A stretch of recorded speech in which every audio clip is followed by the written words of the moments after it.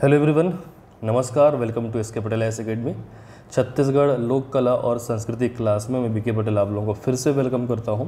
संस्कृति और कला की श्रृंखला को आगे बढ़ाते हुए आज की क्लास में हम अध्ययन प्रारंभ करने जा रहे हैं छत्तीसगढ़ के लोक नृत्यों के बारे में। पूर्ववर्ती क्लासेस में हमने छत्तीसगढ़ के लोकगीतों को विस्तार से समझा है। जैसे छत्तीसगढ़ में आपके लोकगीत अलग अलग पर्व में, संस्कारों में, विशेष अवसरों पे, अलग अलग पंथ में, जाति में, जनजाति में प्रचलित हैं, उसी प्रकार से लोक नृत्य भी छत्तीसगढ़ की अलग अलग जाति जनजातियों में अलग अलग अवसरों पे संपादित किए जाते हैं। हालांकि लोकगीतों की भांति ही लोक नृत्य भी धीरे धीरे विलुप्ति कगार पे हैं, लेकिन आज भी प्रमुख कलाकारों के द्वारा या प्रमुख अवसरों पे इनको संपादित किया जाता है और ये आज भी जीवंत बने हुए हैं। साथ ही साथ ये छत्तीसगढ़ की जो संस्कृति है उसका प्रतिनिधित्व करते हैं। तो लोक नृत्य की जो हमारी क्लासेस रहेगी, इसको हम पहले जातियों में प्रचलित जो लोक नृत्य हैं उसका हम आज की क्लास में अध्ययन करेंगे। फिर उसके बाद जनजातियों में प्रचलित जो लोक नृत्य हैं जिनकी श्रृंखला बड़ी है उसको आगे क्लासेस में हम पढ़ते हुए चलेंगे। तो सबसे पहले आज की क्लास में हम प्रमुख जातियों में जो आपके प्रचलित लोक नृत्य हैं उनको पढ़ते हुए चलेंगे। तो आज की क्लास में हमने जो है आपको पढ़ना है, सबसे हम पहले हम देखेंगे पंथी नृत्य। हालांकि इस पंथी नृत्य को हमने पंथी गीत के बारे में लोकगीत में भी अध्ययन किया हुआ है और वहाँ पे पढ़ाने के दौरान मैंने आपको बताया था कि पंथी नृत्य जो है वो आपका गीत भी है और आपका नृत्य भी है। उसी प्रकार से एक हम पढ़ने वाले हैं आज की क्लास में सुआ नृत्य। सुआ नृत्य को भी सुआ गीत कहा जाता है और सुआ नृत्य दोनों कहा जाता है, क्योंकि ये भी नृत्य है और आपका गीत है। ठीक है। उसके बाद हम आज ही क्लास में देखेंगे राउत नृत्य के बारे में, जो जाति विशेष प्रदेश की राउत जाति में प्रचलित जो है आपका लोक नृत्य है। तो इन तीन लोक नृत्यों के बारे में जो कि जाति विशेष से संबंधित है आज हम विस्तार से अध्ययन करेंगे। फिर जनजाति विशेष संबंधित लोक नृत्यों को आगामी श्रृंखलाओं में, आगामी भागों में हम पढ़ते हुए चलेंगे। तो चलिए बिना देर किए हम पहले नृत्य की ओर आगे बढ़ते हैं और हमारा पहला नृत्य है पंथी नृत्य। अगर आपने लोकगीतों के क्लास का अच्छे से अध्ययन किया हुआ है तो पंथी नृत्य लगभग आप अच्छे से जानते हैं। सबसे पहले मैं आपको बता दूं कि जो आपका पंथी नृत्य है ये पंथ शब्द से बना है और पंथ कहने का मतलब सतनाम पंथ से बना हुआ है। प्रदेश के सतनामी समाज में ये पंथी नृत्य जो है वो आपका प्रचलित है और पंथी जो शब्द है ये नामकरण जो है गुरु घासीदास जी के द्वारा प्रवर्त किए गए सतनाम पंथ से जो है इसका नामकरण हुआ है। ठीक है। यह नृत्य जो है विशेष करके मैं आपको बता चुका हूँ कि गुरु घासीदास के जन्मोत्सव पे, गुरु घासीदास की जयंती पे जो है आपका संपादित किया जाता है तथा इसके अलावा और भी कुछ विशेष अवसर होते हैं, इनमें जो है गुरु घासीदास की स्तुति के रूप में इस नृत्य का, इस गीत का संपादन जो है वो किया जाता है। ठीक है। ये जो आपका नृत्य है या ये जो आपका गीत है यह निर्गुण भक्ति धारा से प्रेरित है। ठीक है। जिसमें गुरु घासीदास जी के उपदेशों के बारे में, उनके जीवन चरित्र के बारे में और उनके प्रति अपनी जो भावनाएं हैं, हमारी जो भावनाएं हैं, उनको हम विशेष पंथी नृत्य और गीत के माध्यम से प्रस्तुत करते हैं। ठीक है। पंथी नृत्य की जो शुरुआत होती है वह एक गुरु वंदना के रूप में होती है। जैत खाम के चारों ओर, जैत खाम के ऊपर श्वेत ध्वजा जो है आपका फहराया जाता है और उसके चारों ओर गोलाकार घेरा बना करके पंथी गीत गाते हुए पंथी नृत्य का संपादन किया जाता है। गुरु घासीदास जी के जयकारे के साथ जो है ये नृत्य चालू होता है। प्रारंभ में अगर देखा जाए तो नृत्य की जो आपका गति होती है या लय होती है वो धीमी होती है, लेकिन जैसे जैसे नृत्य आगे बढ़ते जाता है वैसे वैसे आपकी गीत की जो लय है या नृत्य की जो गति है या फिर नर्तकों की जो आंगिक चेष्टाएं हैं वो तीव्र होते जाती हैं। ठीक है। धीरे धीरे ये आपका तेज गति जो है वो पकड़ने लगता है और इसमें जो है बीच बीच में जो प्रमुख नर्तक है वो आहा आहा इस प्रकार के शब्द बोलते हुए अन्य नर्तकों का उत्साह वर्धन करता है। इसमें एक जो नर्तक है गीत की एक कड़ी को उठाता है और बाकी नर्तक जो है इसको दोहराते हुए आगे बढ़ते हैं। तो पंथी नृत्य को यदि आप लाइव देखना चाहते हैं तो हमारे प्लेलिस्ट में जाकर के पंथी नृत्य को जो है वो देख सकते हैं। इस नृत्य में जो है नर्तक कलाबाजी करते हुए एक दूसरे के ऊपर चढ़ते हैं और इस प्रकार से एक पिरामिड के आकार की आकृति जो है वो आपका बना लेते हैं। बात किया जाए वाद्य यंत्रों का तो इसमें वाद्य यंत्र होता है मांदर, और मांदर के साथ में होता है झांझ। ठीक है, झांझ कहने का मतलब मंजीरा हो गया और मांदर कहने का मतलब क्या हो गया, मृदंग हो गया। ये जो आपके वाद्य यंत्र हैं इनके चित्र में आपको पंथी गीत पढ़ाने के दौरान जो है वो आपको मैंने बताया हुआ है।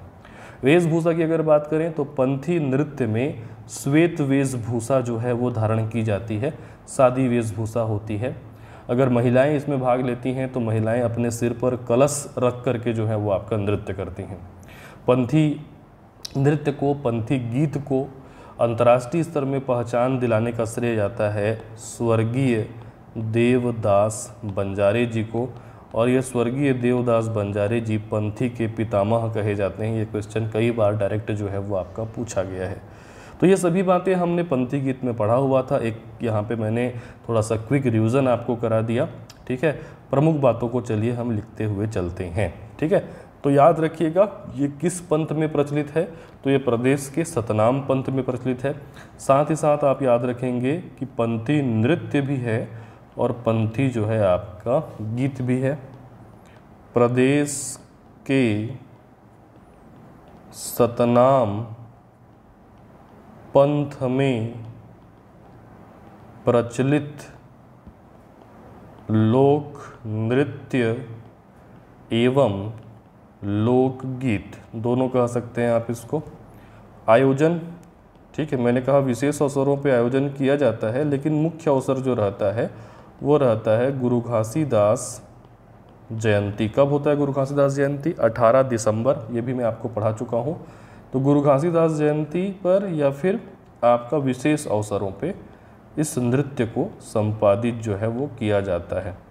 आयोजन स्थल क्या होता है? पवित्र जैत खाम के चारों ओर, है ना, जैत खाम के ऊपर आपका सफ़ेद झंडा जो है वो फहराया जाता है, और इस पवित्र जैत खाम के चारों ओर जो है आपका इस पंथी नृत्य का संपादन किया जाता है।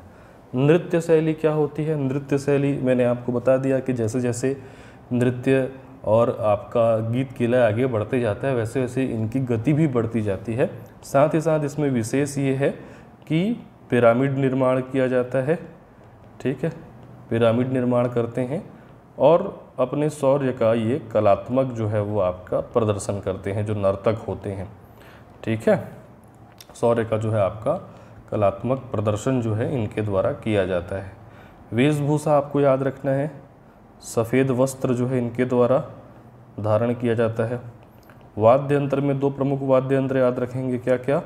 मांदर और झांझ, है ना। साथ ही साथ और भी वाद्य यंत्र होते हैं जब मंच पे प्रस्तुति करते हैं तो, लेकिन ये दो प्रमुख वाद्य यंत्र हैं इसके परंपरागत रूप से, मांदर और झांझ। प्रमुख कलाकार में आप नाम याद रखिएगा स्वर्गीय देवदास बंजारे जी का नाम, है ना। और स्वर्गीय देवदास बंजारे जी को क्या कहा जाता है? ये पंथी के पितामह कहे जाते हैं। ठीक है, तो ये आपका एक बार और रिवीजन हो गया। आपने गीत में भी इसको पढ़ा, आपने नृत्य में भी इसको पढ़ा। तो चलिए पंथी नृत्य के बाद अब हम आगे बढ़ते हैं। छत्तीसगढ़ का सबसे लोकप्रिय नृत्य कहे जाने वाला नृत्य है कौन सा? आपका सुआ नृत्य। ठीक है, डायरेक्ट एग्जाम में ये पूछा जाएगा कि छत्तीसगढ़ का सबसे लोकप्रिय नृत्य कौन सा है?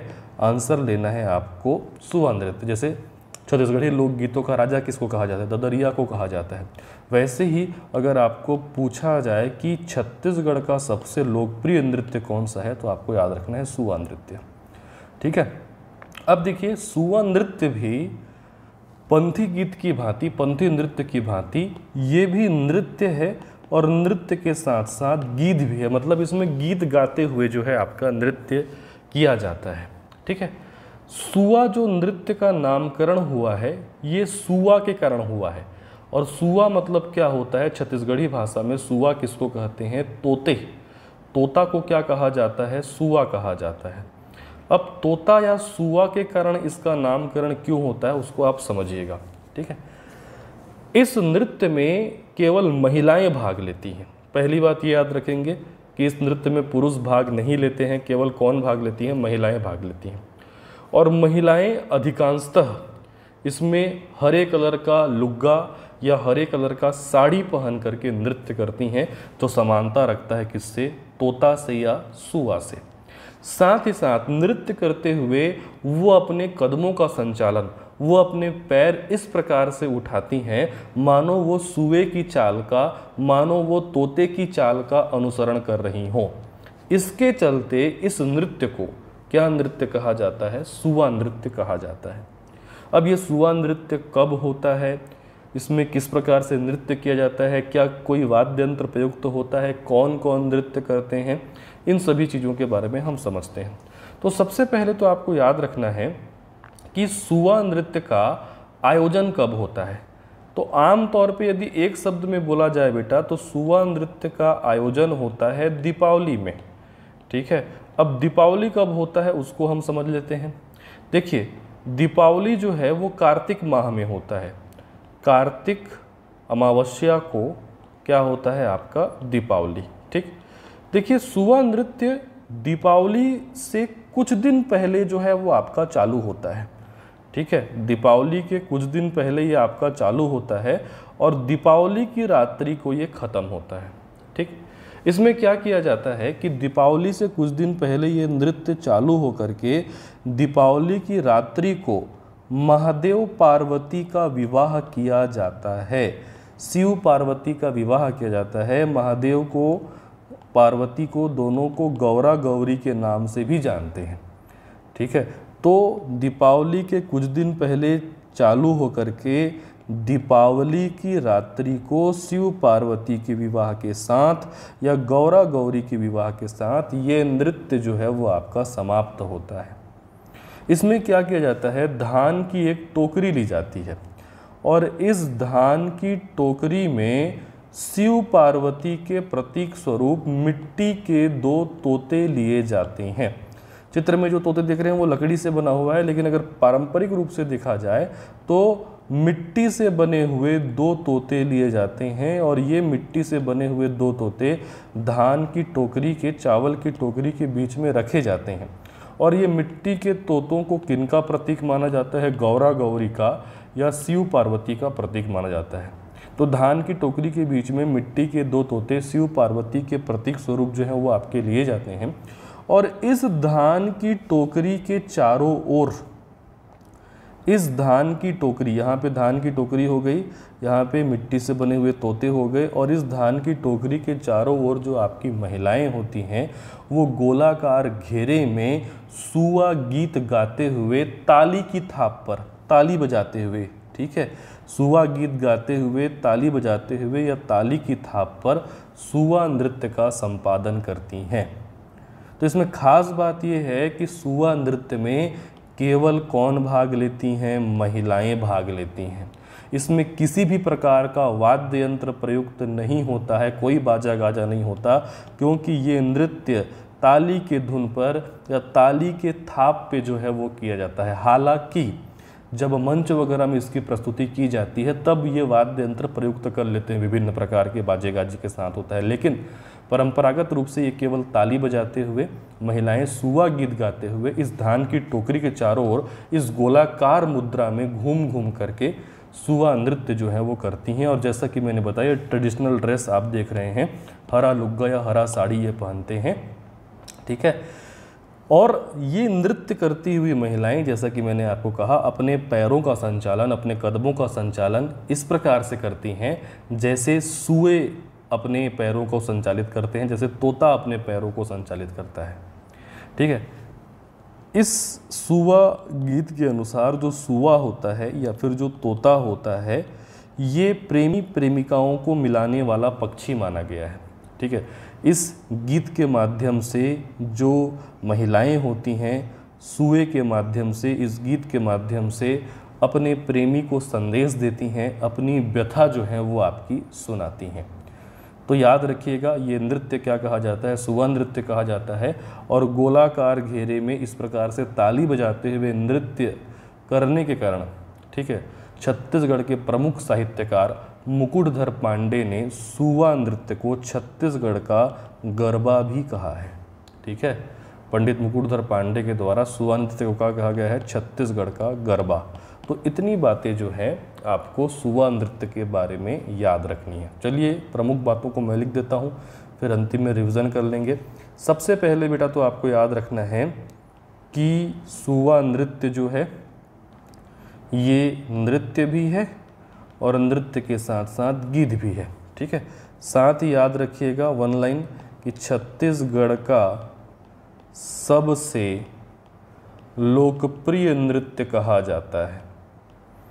छत्तीसगढ़ का सबसे लोकप्रिय नृत्य इसको जो है कहते हैं।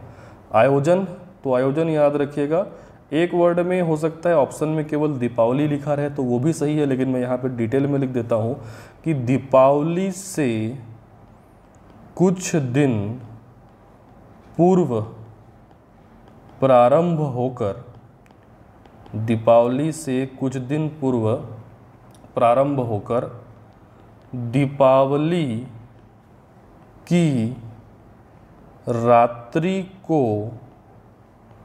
शिव पार्वती या फिर गौरा गौरी, ठीक है, के विवाह के साथ संपन्न होता है ना। इस दिन ये आपका समाप्त होता है। देखिए कई जगह सुवा नृत्य को गौरा नृत्य भी कहा जाता है ना, कई जगहों पे।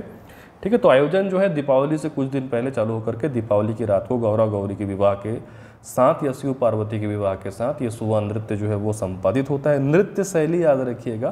ठीक है, देखिए डिटेल में यहाँ पे लिख देता हूँ कि मिट्टी से बने दो तोते, दो से अधिक भी होते हैं लेकिन परंपरागत रूप से दो तोते होते हैं, शिव पार्वती या गौरा गौरी के प्रतीक स्वरूप, मिट्टी से बने दो तोते शिव पार्वती के प्रतीक स्वरूप धान की टोकरी के मध्य में रखकर उसके चारों ओर, धान की टोकरी के मध्य में रखकर उसके चारों ओर केवल महिलाएं, याद रखिएगा इसमें केवल महिलाएं रहती हैं, केवल महिलाएं सुवा गीत गाते हुए, सुवा गीत गाते हुए ताली की धुन पर या ताली की थाप पर सुवा नृत्य संपादित करती हैं या सुवा नृत्य करती हैं। ठीक है, साथ ही साथ याद रखेंगे कि नृत्य करते हुए वे अपने पैर इस ढंग से उठाती हैं, नृत्य करते हुए वे अपने पैर, मतलब महिलाएं अपने पैर इस ढंग से उठाती हैं मानो सुए या फिर तोते की चाल का अनुसरण कर रही हों, है ना, मानो तोते की चाल का वो कॉपी कर रही हैं, मानो तोते की चाल का वो अनुसरण कर रही हों, इसीलिए इसको क्या कहा जाता है, सुवा नृत्य जो है वो आपका कहा जाता है। ठीक है, अंतिम में कुछ विशेष बातें यहाँ पे मैं लिख देता हूँ। विशेष आपको याद रखना है कि इस नृत्य में केवल महिलाएं भाग लेती हैं। ठीक है, एक चीज़ तो आप ये याद रखिएगा। दूसरा याद रखिएगा इसी में कि इसमें कोई वाद्य यंत्र प्रयुक्त नहीं होता, है ना, इसमें कोई भी वाद्य यंत्र जो है वो यूज़ नहीं होता है, कोई भी वाद्य यंत्र प्रयुक्त नहीं होता है। हालांकि जैसा कि मैंने आपको बताया कि मंच वगैरह पे जब प्रस्तुति देते हैं तो वहाँ पे वाद्य यंत्र प्रयुक्त कर लिया जाता है। ठीक है, साथ ही साथ मैंने आपको बताया था कि मुकुटधर पांडे जी ने इसे छत्तीसगढ़ी गरबा कहा है। मुकुटधर पांडे ने इसे छत्तीसगढ़ का गरबा कहा है। ठीक है, तो इतनी बातें आपको सुवा नृत्य के बारे में या गौरा नृत्य के बारे में जो है आपको याद रखनी है। और इस नृत्य को यदि आप देखना चाहते हैं तो फिर से हमारे प्लेलिस्ट में जाकर के डॉक्यूमेंट्री वीडियो में ये नृत्य आप लाइव जो है वो देख सकते हैं। तो ये हो गया सुवा नृत्य। चलिए आगे बढ़ते हैं और अगला नृत्य है हमारा, जो भी आपका ये भी जाति विशेष से संबंधित नृत्य है, जो कि है आपका राउत नृत्य। ठीक है, नाम से स्पष्ट है कि प्रदेश की राउत जाति में, प्रदेश के खास करके यादव समाज में या फिर राउत जाति में प्रचलित लोक नृत्य क्या है आपका राउत नृत्य। ठीक है, ये इस नृत्य की एक झलक जो है आप अपने सामने देख सकते हैं। आप देख पा रहे होंगे कि इसमें जो नर्तक हैं वो विशेष प्रकार के चटक श्रृंगार या भड़कीले श्रृंगार वेशभूषा का प्रयोग किए हुए हैं। इनके हाथ में सजी धजी हुई लाठियां हैं। साथ ही साथ आप देख पा रहे होंगे कि एक बड़ी सी यहाँ पे बांस की मड़ई जो है वो आपको दिखाई दे रही है। ये बड़ी सी बांस की मड़ई दिखाई दे रही है और इस बांस की मड़ई के चारों ओर ये लोग जो है वो क्या कर रहे हैं, नृत्य कर रहे हैं। तो अब इस नृत्य के पीछे की कहानी को जानते हैं। देखिए, राउत जाति के लोग स्वयं को श्री कृष्ण का वंशज मानते हैं। ठीक है, स्वयं को किसका वंशज मानते हैं? ये खुद को श्री कृष्ण का जो है आपका वंशज मानते हैं। और पौराणिक कथाओं के अनुसार श्री कृष्ण ने जब कंस का वध किया था, तब से यह जो आपका नृत्य है एक विजय प्रतीक के रूप में चालू किया गया था, जो आज भी जारी है। इसीलिए ये जो नृत्य है ये थोड़ा सा शौर्यपरक होता है, अर्थात इसमें वीरता का प्रदर्शन जो है वो आपका किया जाता है। ठीक है, अब ये नृत्य कब आयोजित होता है? तो आम तौर पे जो नवंबर दिसंबर का महीना होता है, ठीक है, खास करके दीपावली दशहरा का जो आपका समय होता है, उसमें जो किसान होते हैं ग्रामीण क्षेत्रों में वो लगभग फ्री हो चुके होते हैं। क्यों फ्री हो चुके होते हैं? क्योंकि इस दशहरे के समय में धान कटाई हो चुकी होती है, धान कटाई मिसाई हो चुकी होती है और सभी लोग फ्री होते हैं। तो इसी समय या दीपावली के बाद बोल सकते हैं आपका कार्तिक प्रबोधनी एकादशी। ठीक है, पर्व और त्यौहार की क्लास जब आप अध्ययन करेंगे तो वहाँ पे आपको त्यौहार अच्छे समझ में आएंगे। मैं फिर से बता दे रहा हूँ कि दीपावली जो होता है वो कार्तिक अमावस्या को होता है। ठीक है, फिर अमावस्या के बाद या दीपावली के बाद शुक्ल पक्ष लग जाता है और शुक्ल पक्ष का जो 11वां दिन होता है वो कहलाता है एकादशी। और कार्तिक के शुक्ल पक्ष के एकादशी को कार्तिक शुक्ल एकादशी भी कहते हैं, इसको कार्तिक प्रबोधनी एकादशी भी कहते हैं, इसको देव उठनी एकादशी भी कहते हैं। अभी आप इस चीज़ पे थोड़ा परेशान मत होइए, क्योंकि छत्तीसगढ़ के आपके पर्व और त्यौहार में ये चीज़ें आपको बेहतर समझ में आ जाएंगी। ठीक है, आप वहाँ पे जाकर के देख सकते हैं उसको। तो दीपावली के बोल सकते हो 11 दिन बाद, है ना, या ये बोल सकते हो कि कार्तिक अमावस्या को दीपावली होता है और इधर कार्तिक शुक्ल पक्ष एकादशी को, जिसको कार्तिक प्रबोधनी एकादशी या देव उठनी एकादशी भी कहा जाता है, ये इस समय चालू होता है और यहाँ से लगभग एक पखवाड़े तक चलता है। एक पखवाड़ा कहने का मतलब ये 15 दिनों तक जो है वो आपका चलता है। तो इसमें तिथि पूछी जाती है, एग्जाम में कई बार पूछी गई है, तो तिथि को विशेष रूप से याद रखिएगा बेटा कि कार्तिक प्रबोधनी एकादशी से या फिर देव उठनी एकादशी से 15 दिनों तक, एक पखवाड़े तक यह जो है राउत नृत्य ये आपका चलता है। देखिए, इस नृत्य में जो राउत जाति के लोग होते हैं ये विशेष प्रकार की वेशभूषा, विशेष प्रकार का भड़कीला आभूषण, चटकीले श्रृंगार का जो है वो प्रयोग करते हैं, खुद को बहुत ही सजाते धजाते हैं। इनके एक हाथ में लाठी होती है और एक हाथ में हथियार होता है। हालांकि हथियार वर्तमान में प्रतिबंधित है, इसीलिए दोनों हाथों में सजी हुई लाठियां होती हैं। ठीक है, साथ ही साथ ये जो नृत्य है इस प्रकार की बांस की मड़ई के चारों ओर जो है वो किया जाता है। तो विशेष प्रकार के वस्त्र आभूषण पहन करके बांस की मड़ई के चारों ओर गणवा बाजा में इस नृत्य को संपादित किया जाता है। ठीक है, गणवा बाजा आप वाद्य यंत्रों क्लास में वाद्य यंत्र को विस्तार से समझ सकते हैं कि गढ़वा बाजा क्या होता है। बाकी छत्तीसगढ़ के ग्रामीण क्षेत्रों से जो जुड़े हुए हैं वो इस बाजा को जरूर जानते हैं। खास करके छत्तीसगढ़ ग्रामीण क्षेत्रों में शादी विवाह में गढ़वा बाजा साज का प्रयोग किया जाता है। तो इस राउत नाचा का प्रमुख वाद्य यंत्र क्या हो गया? गढ़वा बाजा। ठीक है, तो गढ़वा बाजा में ये नृत्य जो है वो किया जाता है। नृत्य करते हुए शौर्य का भी प्रदर्शन किया जाता है, वीरता का भी प्रदर्शन किया जाता है। साथ में जो प्रमुख नर्तक होता है वो विभिन्न प्रकार के शेरो शायरी, विभिन्न प्रकार के दोहा, खास करके विभिन्न प्रकार के दोहा चौपाइयाँ जो है वो आपका गाता है। और इन दोहों में श्री कृष्ण द्वारा कंस वध का आपका कहानी रहता है और उसी को नृत्य के रूप में चित्रित किया जाता है। सबसे खास बात यह है कि इस राउत नृत्य में देखिए बच्चे भी होते हैं, युवा भी होते हैं, आपके प्रौढ़ व्यक्ति भी होते हैं, लेकिन सभी के सभी कौन होते हैं? पुरुष। अर्थात राउत नृत्य में केवल और केवल पुरुष कलाकार ही भाग लेते हैं।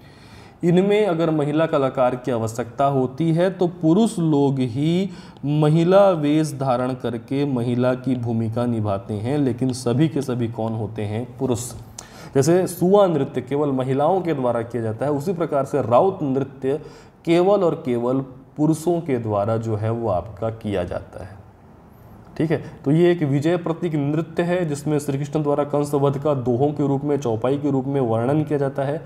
नृत्य में शौर्य का प्रदर्शन होता है, विशेष प्रकार का वस्त्र आभूषण, चटकीला भड़कीला वस्त्र आभूषण प्रयोग किया जाता है, बांस की मड़ई के चारों ओर आयोजित होता है। इनके हाथों में जो है वो आपका सजे धजे बांस के डंडे होते हैं और गढ़वा बाजा पे ये नृत्य जो है किया जाता है। इस राउत नृत्य को केवल पुरुष करते हैं और इसको क्या कहा जाता है? गहिरा नाच के नाम से भी जानते हैं बेटा, इस नाम से भी एग्जाम में पूछा जाता है। राउत नृत्य को ही क्या कहा जाता है? गहिरा नाच। तो ये राउत नृत्य की कुछ विशेषताएं हो गई। साथ ही साथ याद रखिएगा छत्तीसगढ़ में 1978 से 1978 से बिलासपुर में राउत नाचा महोत्सव होता है, जहां 50 से भी ज़्यादा दल, 50 से भी ज़्यादा टोलियां राउत नृत्य का प्रदर्शन करती हैं, जो बहुत ही फेमस है। एग्ज़ाम में कई बार इसको पूछा गया है, इसको आप याद रखिएगा कि बिलासपुर में 1978 से राउत नाचा महोत्सव होता है। ठीक है, जो लगभग 15 दिनों तक जो है वो आपका चलता है, जिसमें कई दलों के कलाकार जो हैं इसमें शिरकत करते हैं, भाग लेते हैं। तो इतनी बातें आपको राउत नाचा या राउत नृत्य के बारे में जो है याद रखनी है। ठीक है, तो चलिए प्रमुख बातों को लिख देता हूँ, फिर अंतिम में हम रिवीजन करते हुए चलेंगे। सबसे पहले तो आपको याद रखना है कि राउत नृत्य जो है वो किस जाति में प्रचलित है। तो राउत नृत्य जो है वो राउत जाति में प्रचलित लोक नृत्य है। राउत जाति में प्रचलित लोक नृत्य। आयोजन समय को विशेष रूप से याद रखिएगा, दीपावली के बाद है ना, अर्थात कार्तिक अमावस्या के बाद, कार्तिक शुक्ल पक्ष एकादशी, या इसी को बोला जाता है कार्तिक प्रबोधनी एकादशी। याद रखिएगा, कार्तिक शुक्ल पक्ष एकादशी को ही क्या कहते हैं? कार्तिक प्रबोधनी एकादशी, या इसी को देव उठनी एकादशी भी कहा जाता है। कार्तिक के शुक्ल पक्ष का 11वां दिन कार्तिक शुक्ल पक्ष एकादशी, या कहा जाएगा कार्तिक प्रबोधनी एकादशी, या इसी को क्या कहते हैं? देव उठनी एकादशी कहते हैं। से कब तक चलता है? 15 दिनों तक, है ना, या एक पखवाड़ा भी कहा जाता है। एक पखवाड़ा मतलब 15 दिनों तक जो है वो आपका चलता है, 15 दिनों तक, या फिर यहाँ पे मैं ब्रैकेट में लिख देता हूँ, एक पखवाड़े तक चलता है। नृत्य शैली याद रखिएगा, यह नृत्य मैंने कहा बांस की मड़ई के चारों ओर होता है। यहाँ पे मैंने आपको एक बांस की मड़ई बताई थी, यहाँ पे ये बड़ी सी जो बांस की मड़ई आपको दिखाई दे रही है। और ये खास बात भी याद रखिएगा, ये जो बांस की मड़ई है इसको केवट जाति के लोग बनाते हैं। नृत्य राउत जाति के लोग करते हैं, लेकिन जो ये बांस की मड़ई है इसको किन जाति के लोग बनाते हैं? केवटों के द्वारा ये बनाया जाता है। ठीक है, तो आप याद रखेंगे नृत्य शैली में यह नृत्य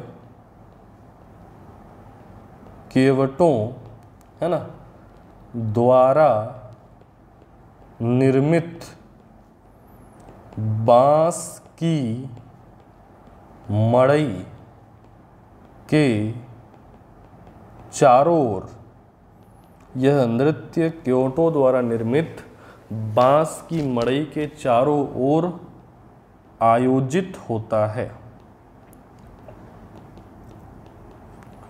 जो नर्तक होते हैं ये नर्तक शौर्य का प्रदर्शन करते हैं, नर्तक शौर्य का प्रदर्शन करते हैं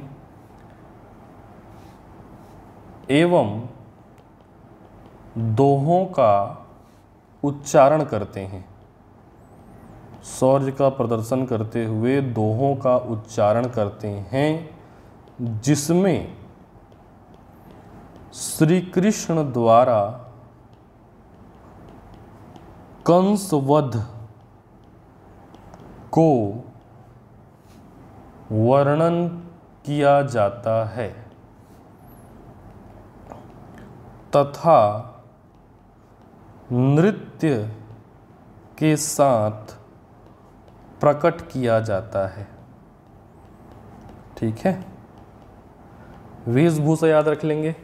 वेशभूषा क्या याद रखेंगे कि जो नर्तक होते हैं ये नर्तक रंग बिरंगे वस्त्र, आभूषण, चटकीले, है ना, रंग बिरंगे वस्त्र, आभूषण, चटकीले श्रृंगार का प्रयोग करते हैं, काफ़ी सजे धजे हुए रहते हैं। ठीक है, साथ ही साथ हम याद रखते हैं इसमें वाद्य यंत्र। तो वाद्य यंत्र मैंने बताया था गढ़वा बाजा प्रमुख वाद्य यंत्र रहता है, तो वाद्य यंत्र याद रखिएगा गढ़वा बाजा। गढ़वा बाजा का पूरा एक साज रहता है जिसमें गढ़वा बाजा के साथ साथ और भी वाद्य यंत्र रहते हैं, जिसको आप वाद्य यंत्र वाली टॉपिक में डिटेल से आप पढ़ेंगे। तो गढ़वा बाजा आप विशेष रूप से याद रखिएगा। और राउत नृत्य को लेकर के कुछ विशेष बातें जो डायरेक्ट एग्जाम में पूछी जाती हैं, इनको मैं अलग से लिख देता हूं यहाँ पे कि इस नृत्य में केवल पुरुष भाग लेते हैं। इस नृत्य में केवल पुरुष भाग लेते हैं। साथ ही पुरुष कलाकारों द्वारा महिला वेश धारण कर, पुरुष कलाकारों द्वारा महिला वेश धारण कर नृत्य करने का भी चलन है। अर्थात यदि महिला की आवश्यकता पड़ती भी है तो भी पुरुष जो है वो महिला की भूमिका जो है आपके निभाते हैं। साथ ही साथ इस नृत्य को गहिरा नाच भी कहा जाता है ना। इस नृत्य को गहिरा नाच भी कहा जाता है। देखिए बेटा, इस नृत्य का एक और रूप है। इस नृत्य का एक और रूप क्या है कि दीपावली के बाद, कार्तिक प्रबोधनी एकादशी के बाद ग्रामीण क्षेत्रों में राउत नृत्य करते हुए ये घर घर घूमते हैं, विभिन्न प्रकार के शेरों, शायरी, दोहे, चौपाई का उच्चारण करते हैं और वहाँ पे अपने लिए कुछ उपहार, कुछ दान वगैरह भी मांगते हैं और उनको जो है आशीर्वाद देते हैं। तो गाँव में ऐसा भी होता है। ठीक है, तो इस नृत्य को क्या कहा जाता है? गहिरा नाच के नाम से भी जानते हैं। ठीक है, उसके बाद आप बहुत महत्वपूर्ण याद रखिएगा राउत नाचा महोत्सव। ठीक है, तो छत्तीसगढ़ में किस जिले का राउत नाचा सबसे फेमस है? अगर ऐसा भी पूछेगा तो आंसर बिलासपुर ही आएगा। तो राउत नाचा महोत्सव आप याद रखिएगा 1978 से 1978 से बिलासपुर में आयोजन किया जाता है। विशेष रूप से जो बिलासपुर का गोल बाजार के ठीक आगे जो लाल बहादुर शास्त्री मैदान है, वहाँ पे ये इसका आयोजन किया जाता है। तो 1978 से बिलासपुर में राउत नाचा महोत्सव का आयोजन किया जाता है। तो इतनी बात आपको राउत नाचा के बारे में याद रखनी है। तो जितने भी नृत्य हमने आज की क्लास में पढ़े, मुख्य रूप से 3 नृत्य को हमने आपका शामिल किया हुआ है। इसके बाद हमारी जो अगली श्रृंखला आएगी, लोक नृत्य का आगे का जो भाग आएगा, अलग हमने उसको इसलिए किया हुआ है क्योंकि उसमें अब हम केवल जनजातीय नृत्य पढ़ेंगे। मतलब वो नृत्य जो छत्तीसगढ़ की जनजातियों में प्रचलित है, उसको आगे की श्रृंखलाओं में हम पढ़ेंगे, इसीलिए उसको अलग किया गया है। तो आज के नृत्यों को मैं एक क्विक रिवीजन करा देता हूँ। सबसे पहले तो पंथी नृत्य याद रखिएगा, जो कि गीत भी है, नृत्य भी है। प्रदेश के सतनाम पंथ में प्रचलित जो है ये आपका लोकगीत और लोक नृत्य है। गुरु घासीदास की गुरु वंदना के रूप में पवित्र जैत खान के चारों ओर इस नृत्य का संपादन किया जाता है। पुरुष और स्त्रियां दोनों भाग लेती हैं। पुरुषों के हाथ में मांदर और झांझ होता है। महिलाएं जो है सिर पर कलश रख करके नृत्य करती हैं। श्वेत वेशभूषा जो है इसमें आपका धारण किया जाता है। और प्रमुख जो कलाकार हैं, अंतर्राष्ट्रीय स्तर ख्याति प्राप्त कलाकार थे स्वर्गीय देवदास बंजारे जी, जिनको पंथी का पितामह भी कहा जाता है। सुवा नृत्य ये भी गीत और नृत्य दोनों है। छत्तीसगढ़ का सबसे लोकप्रिय नृत्य कहलाता है। दीपावली से कुछ दिन पहले चालू होकर के ये दीपावली की रात को शिव पार्वती के विवाह के साथ संपन्न होता है। इस नृत्य में धान की एक टोकरी में मिट्टी के तोते जो हैं वो महादेव पार्वती के प्रतीक स्वरूप लिए जाते हैं और इस टोकरी के चारों ओर गोलाकार घेरे में महिलाएं, ठीक है, ताली की थाप पर सुवा गीत गाते हुए सुवा नृत्य जो है वो करती हैं। साथ ही नृत्य करते हुए और इनकी वेशभूषा ऐसी रहती है कि ये सुए के समान जो है वो आपके दिखाई देते हैं, तोते के समान। ठीक है, याद रखेंगे कि इस नृत्य में केवल महिलाएं भाग लेती हैं, किसी प्रकार का वाद्य यंत्र प्रयुक्त नहीं होता है। मुकुटधर पांडे ने सुवा नृत्य को छत्तीसगढ़ का गरबा भी कहा है। राउत नृत्य प्रदेश के राउत जाति में प्रचलित है।